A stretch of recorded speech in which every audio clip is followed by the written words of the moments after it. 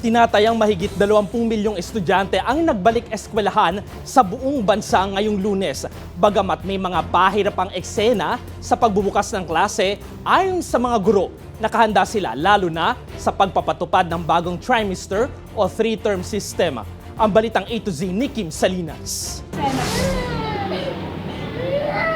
Ilan lamang iyan sa mga eksena sa pagbubukas ng unang araw ng klase ngayong Lunes sa buong bansa. Sa Commonwealth Elementary School sa Quezon City, may mga batang ayaw humiwalay sa kanilang mga magulang.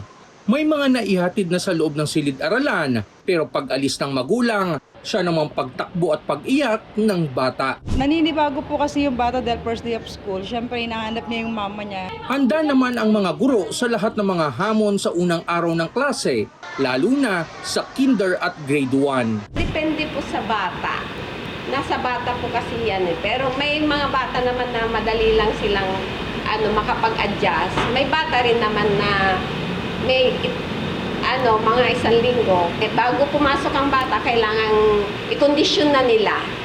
I-condition na nila na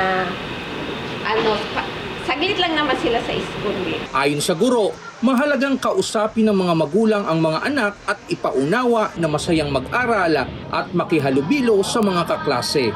Bukod sa separation anxiety ng mga bata, lalo na ang mga first-timers sa big school, hamon din ngayong school year ang pagpapatupad ng trimester system base sa inaprubahang direktiba ni PBBM na nakapaloob sa DepEd Order No. 0090 of 2026 sa ilalim ng bagong kautusan.